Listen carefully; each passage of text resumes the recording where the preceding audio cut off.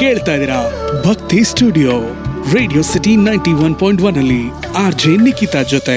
ನಮ್ಮ ಬದುಕಿನಲ್ಲಿ ನಾವು ಸ್ಕೂಲು ಕಾಲೇಜುಗಳಲ್ಲೆಲ್ಲ ಇರಬೇಕಾದ್ರೆ ಯಾವುದು ಸರಿ ಯಾವುದು ತಪ್ಪು ಅಂತ ಹೇಳಿ ತಿಳಿಸೋದಕ್ಕೆ ಸಾಕಷ್ಟು ಜನರಿದ್ರು. ಆದರೆ ಆ ಎಲ್ಲ ಓದೆಲ್ಲ ಆದಮೇಲೆ ಕೆಲಸಕ್ಕೆ ಸೇರ್ಕೊಂಡಾಗ್ಲೋ ಅಥವಾ ಒಂದು ಮನೆಯನ್ನು ನಡೆಸ್ತಾ ಇರಬೇಕಾದ್ರೆ ಟ್ರಯಲ್ ಆ್ಯಂಡ್ ಎರರ್ ಮೆಥಡ್ ಅಂತ ಹೇಳ್ತೀವಿ ಅಲ್ವಾ, ನಾವಾಗಿ ಮಾಡುವಂತಹ ಕೆಲಸದ ತಪ್ಪಿಂದ ನಾವೇ ಕಲ್ತ್ಕೊಳ್ಬೇಕು.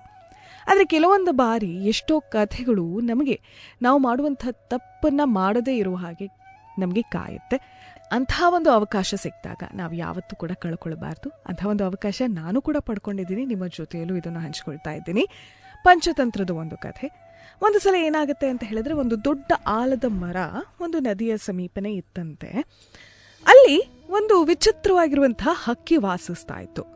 ಹೇಗೆ ಆ ಹಕ್ಕಿ ವಿಚಿತ್ರ ಅಂತ ಹೇಳಿದ್ರೆ, ಅದಕ್ಕೆ 2 ತಲೆಗಳಿತ್ತು, ಆದರೆ ಒಂದೇ ಒಂದು ಹೊಟ್ಟೆ. ಅದು ಏನು ತಿಂದ್ರು, ಯಾವ ತಲೆ ಏನು ತಿಂದ್ರು ಕೂಡ ಅದೇ ಹೊಟ್ಟೆಗೆ ಹೋಗಬೇಕಾಗಿತ್ತು. ಒಂದು ಸಲ ಏನಾಗುತ್ತೆ, ಈ ಹಕ್ಕಿ ಹಾರ್ತಾ ಇರಬೇಕಾದ್ರೆ ದೂರದಲ್ಲಿದ್ದಾಗ ಒಂದು ಸೇಬಿನ ರೀತಿಯಲ್ಲಿ ಕಾಣುವಂತಹ ಹಣ್ಣು ಈತನಿಗೆ ಕಾಣುತ್ತೆ. ಒಂದು ತಲೆಗೆ ಕಾಣುತ್ತೆ, ಈ ಹಕ್ಕಿಯ ಒಂದು ತಲೆಗೆ. ತುಂಬ ರುಚಿಯಾಗಿರುವಂತಹ ಆಹಾರ ಇದು, ನಾನಿದನ್ನು ಹೋಗಿ ತಿನ್ನಬೇಕು ಅಂತ ಹೇಳಿ ಆ ಹಕ್ಕಿ ಅಲ್ಲಿಗೆ ಹೋಗುತ್ತೆ. ಅಲ್ಲಿ ಹೋಗ್ಬಿಟ್ಟು ಇನ್ನೇನು ಈ ಹಕ್ಕಿ ತಲೆ ಹಾಕಿ ತಿಂತಿರ್ಬೇಕಾದ್ರೆ ಇನ್ನೊಂದು ತಲೆ ಏನಿದೆ ಅದನ್ನ ತಿನ್ನೋದಕ್ಕೆ ಹೋದಾಗ ಮೊದಲನೆಯ ತಲೆ ಹೇಳುತ್ತಂತೆ, ನಾನಿದನ್ನು ಕಂಡುಕೊಂಡಿದ್ದು ನಾನು ಈ ಹಣ್ಣನ್ನು ತಿನ್ನಬೇಕು, ನೀನೇನಕ್ಕೆ ತಿಂತಿದೀಯಾ, ನಾನು ತಿನ್ನಬೇಕು ಅಂತ ಹೇಳಿದಾಗ ಇನ್ನೊಂದು ಹಕ್ಕಿ ಹೇಳುತ್ತೆ, ನೋಡು, ನಾನು ತಿಂದ್ರೆ ಏನು ನೀನು ತಿಂದ್ರೆ ಏನು, ನಮ್ಗಿರೋದು ಒಂದೇ ಹೊಟ್ಟೆ, ಯಾವ ತಲೆಯಲ್ಲಿ ತಿಂದರೂ ಒಂದೇ ಹೊಟ್ಟೆಗೆ ಹೋಗೋದು, ನೀನು ಸುಮ್ಮನಿರು ಅಂತ ಹೇಳುತ್ತಂತೆ. ಆಗ ಈ ಮೊದಲನೇ ತಲೆಗೆ ಬೇಜಾರಾಗುತ್ತೆ ಶಿರಕ್ಕೆ. ನಾನು ನೋಡಿದ್ದಲ್ವ ಈ ಹಣ್ಣನ್ನು, ನಾನು ತಿನ್ನಬೇಕಾಗಿತ್ತು, ನಾನು ರುಚಿಸಬೇಕಾಗಿತ್ತು ಅಂತ ಹೇಳಿ ಬೇಜಾರಾಗುತ್ತೆ. ಇನ್ನೊಂದು ಹಕ್ಕಿಯ ತಲೆ ಏನಿದೆ ಅಷ್ಟು ಒದ್ದಾಡ್ತಾ ಇರೋದು ಸಿಟ್ಟಿಂದ ಇದ್ದದ್ದು ನೋಡಿ ಆತನಿಗೆ ಬೇಜಾರಾಗುತ್ತೆ.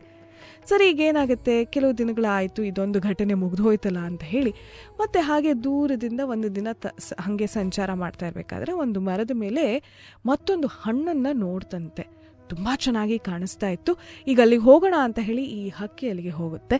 ಆಗ ಮೊದಲನೆಯ ತಲೆ ಏನಿದೆ ಅದು ತಿನ್ನೋದಕ್ಕೆ ಪ್ರಾರಂಭ ಮಾಡುತ್ತಂತೆ, ತಿನ್ನೋದಕ್ಕೆ ಮುಂದಾಗುತ್ತಂತೆ. ಆಗ ಇನ್ನೊಂದು ತಲೆ ಹೇಳುತ್ತಂತೆ, ಬೇಡ, ಆ ಹಣ್ಣನ್ನು ತಿನ್ನಬೇಡ, ಅದು ವಿಷ, ನೀನೇನಾದರೂ ಇದನ್ನು ತಿಂದುಬಿಟ್ರೆ ಇಬ್ಬರೂ ಸತ್ತು ಹೋಗ್ತೀವಿ ಅಂತ ಹೇಳಿದ್ರು ಕೂಡ ಈ ಮೊದಲನೆಯ ತಲೆ ಏನಿದೆ, ಈ ಹಕ್ಕಿಯ ತಲೆ, ಅದು ಕೇಳೋದೇ ಇಲ್ವಂತೆ. ಆ ಶಿರ, ಆ ಕಣ್ಣು, ಮೂಗು, ಬಾಯಿ ಎಲ್ಲವೂ ಇರುತ್ತಲ್ಲ, ಆ ಹಣ್ಣನ್ನು ತಿನ್ನೋದಕ್ಕೆ ಪ್ರಾರಂಭ ಮಾಡುತ್ತೆ. ಕೆಲವೇ ಕ್ಷಣದಲ್ಲಿ ಇಬ್ಬರು ಕೂಡ ಸತ್ತು ಹೋಗ್ತಾರಂತೆ.